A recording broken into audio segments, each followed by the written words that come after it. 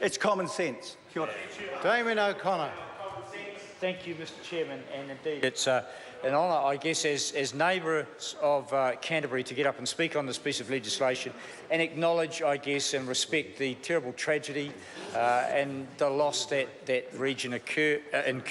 Mr. Speaker, this piece of legislation, of course, is a somewhat pragmatic approach to deal with the issues of earthquake risk, and as I said here, the intent of the bill is to balance the protection of citizens from earthquake-prone buildings, keeping in mind, I guess, the primary objective of protecting life. But we do hang around in buildings quite a bit, and so we've just got to make sure that we are in reasonably safe buildings. And the legislation does differentiate what it calls high-risk or priority buildings from others. And I want to make reference to priority buildings because in my particular case on the West Coast, where indeed it's always been perhaps forecasted to be the centre of the biggest earthquake that's about to come. In fact, we have many reports saying that sitting on the fault line indeed means that we are probably more likely than other places in New Zealand to have the big quake. And so what we have is a hospital, which is a priority building by virtue of this piece of legislation. And in 2012, in fact, I think it was July, the National Party Minister, Tony Ryle, sent out a press release saying that there was a 124 notice on the Grey Base Hospital. That means that it didn't meet 30% or 34% of earthquake standards. And indeed, this legislation goes to address those tricky issues around existing buildings. Indeed, many parts of the Grey Base Hospital meet only 12%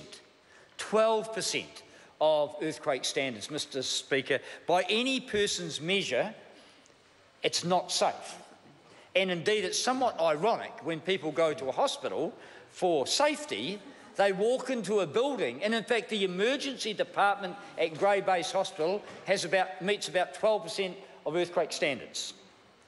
So you kind of toss up, if you're in a car accident, whether you stay in the car on the side of the road or you go to the hospital. Perhaps a little bit extreme, Mr. Chairman. The point being, though, and that the Minister and others have acknowledged the need to, and have said that, well, bringing the buildings up to meet the requirements in this piece of legislation and previous legislation to ensure personal safety can't really be done. And so they're going to have to build a new one. And we've welcomed that initiative. And the question is, and I want to ask the Minister who's in the chair to say, although I'm talking about a new building, the principles and precedents laid down in this legislation around priority buildings, does that mean that in building a new Grey Base Hospital, we should have a priority building standard? That is, IL4. That means that the building will stand up and protect life in a big earthquake. But in fact, the bureaucrats in the national government have said, no, you can have an IL3. Well, what does that mean? That means that the building will stay intact, but you better get out of it after the first earthquake because there's no guarantee it will stay up for the next one. And indeed, what's going on in Greymouth is that we're building a new recreation centre, 2 basketball courts, quite a big building. That's built to IL4 standards.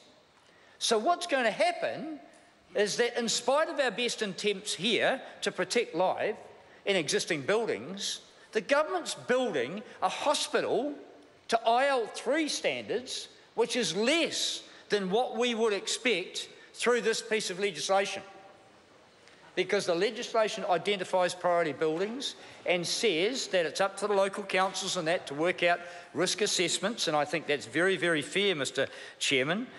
But what we've got is, territorial authorities, and in this case the Grey District Council, will have to report on Grey Base Hospital as it is now and as it might be built, aside from all the other buildings that will be caught up in this legislation.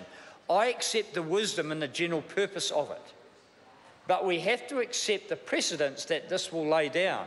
And indeed, if we do have hospitals as priority buildings, then I would expect the West Coast people to be able to get an IL4 hospital the same as the people in Canterbury get an IL4 hospital, Mr Chair. Oh, Mr Chair, I've been listening to this. Is